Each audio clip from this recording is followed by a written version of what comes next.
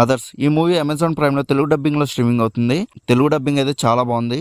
ఇంకా మూవీ అయితే నచ్చిందండి నాకు. ఇంకా మూవీలో స్టోరీ గురించి మాట్లాడుకుంటే ఒక యాక్సిడెంట్ కేసు నుంచి మూవీ మెడికల్ క్రైమ్ లోకి ఎలా ఇన్వాల్వ్ అయ్యింది, అసలు ఈ క్రైమ్ ఎవరు చేశారు, ఈ క్రైమ్ ఎందుకు చేయాల్సి వచ్చింది అనేది మూవీ స్టోరీ.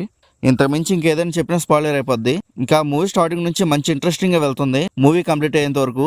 మూవీలో మెయిన్ కాన్సెప్ట్ అయితే చాలా బాగా రాసుకున్నారు. అసలు ఎక్స్పెక్ట్ చేయలేదు ఇలా ఉంటుందని మూవీ. మనకి ఈ మెయిన్ కాన్సెప్ట్ అనేది మూవీలో లాస్ట్ 20 మినిట్స్ వరకు తెలియదు. అప్పటి వరకు మనకి movie just crime thriller movie లాగే అనిపిస్తూ ఉంటుంది. మూవీ టైటిల్ అనేది అదర్స్ అని ఎందుకు పెట్టారో కూడా అప్పుడే తెలుస్తుంది. ఇంకా మూవీలో స్క్రీన్ ప్లే అయితే చాలా బాగా రాసుకున్నారు.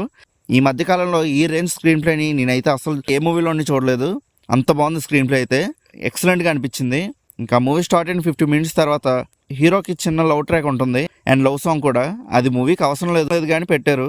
మూవీ మంచి ఇంట్రెస్టింగ్ గా వెళ్తున్న టైంలో వస్తుంది అండ్ ఈ లవ్ ట్రాక్ వలన మన మైండ్ సెట్ కూడా డైవర్ట్ అయిపోద్ది.